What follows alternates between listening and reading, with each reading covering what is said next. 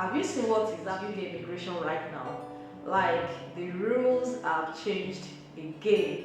The people are asking, does the UK no longer want Africans? That's the big question buzzing everywhere. I've been digging into the facts, not rumors, not WhatsApp broadcast, just real data and official updates. So today, I'm reacting to all of this. We'll break down what the UK actually changed in 2025, why they did it, and how it hits African migrants specifically. Let's go straight into it. First, let's talk about why the UK government is even doing all this, because it's not random. The Office of National Statistics showed that in 2024, net migration was about 431,000. Now that's already lower than the crazy 2022 to 2023 peaks, but compared to the 2010s, it's still high. Back then, net migration was like 200 to 300k. So of course, politicians are panicking. And here is the catch. Most of these migrants are non-EU.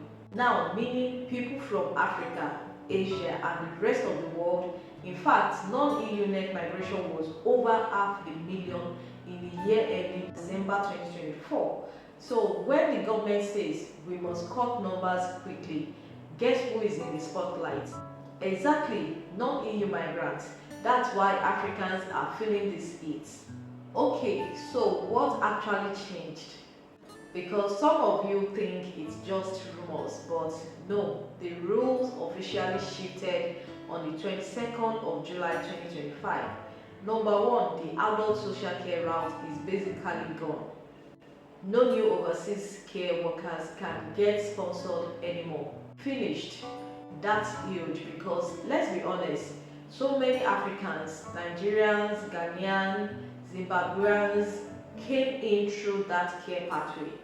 Now, if you are already here on that visa, you are fine. You can extend or even settle before July 2028. But new applications, no, closed. Number two, salary thresholds, shot up again. Last year they raised it to £38,700. Now in July 2025 it jumped to £41,700. Imagine, that means unless you are a very high paying skilled job, forget it.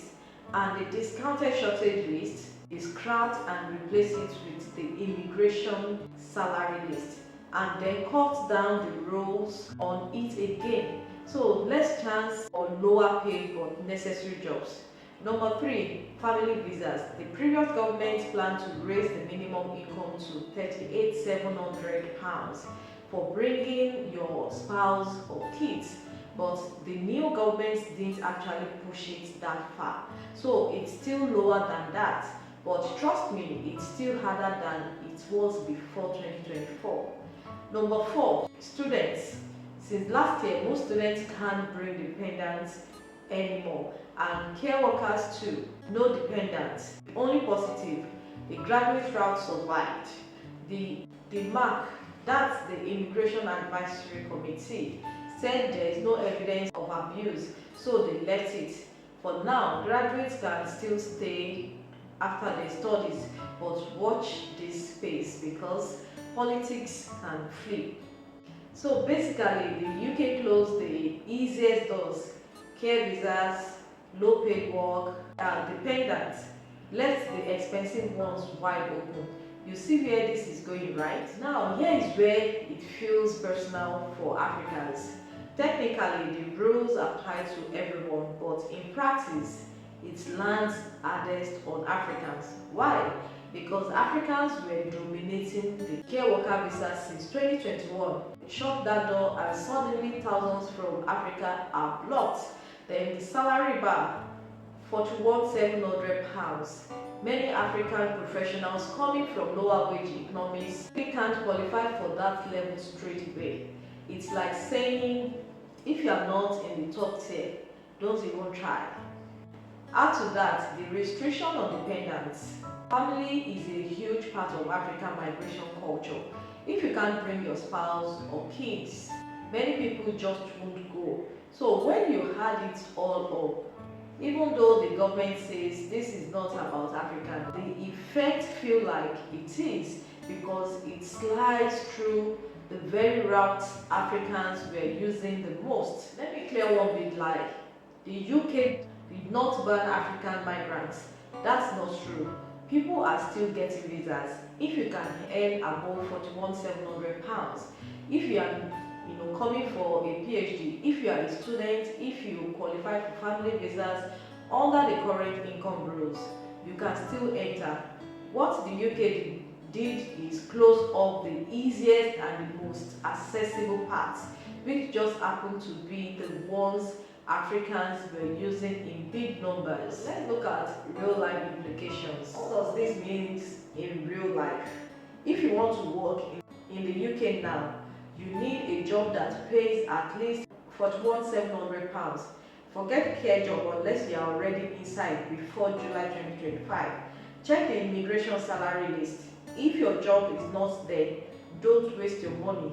If you are a student, you can still study, but don't plan on taking your whole family unless you are on a research track. The graduate route is still alive, so you can work after studying, but keep an eye on reviews. Family reunions, the minimum income is higher than it used to be. Not the extreme £38,700. Still, it's tough if you are not in the well-paid role. So Africans planning the UK, you need to rethink. Maybe look at other countries like Canada, Australia, even Germany, because the UK is clearly not making it easy anymore. Let's look at the politics behind it. Why is the UK doing this? Politics, pure and simple. Both Labour and Conservatives are competing on who can reduce migration more. And after Brexit, EU workers dried up. So the numbers that still look too high are mainly not non-EU. Translation: Africans, Asian, the Global South. Now, Labour in power as of July 2025 made a big statement. They ended the care worker route, they pushed salaries up again and cut the list. Why? To show they are serious about net migration. But here's the funny part.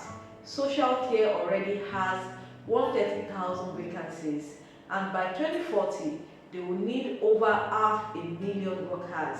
Cutting off overseas staff now, it's like shooting yourself in the foot. So let's see. Will they bend when the crisis hits harder, or will they double down just to look tough on immigration? That's the game. So bottom line, the UK has not said we don't want Africans. What they have said is we don't want as many migrants, period. But because Africans were using those exact routes, care, dependents, lower paid job, it feels like the door is shutting in our faces. That's the fact, not hype, not gossip, just what the rules really say. What do you think? Should Africans still be considering the UK, or is it time to focus on other destinations? Drop your thoughts in the comments. Let's talk about it, okay? Thanks for watching. I will see you in the next one. Bye.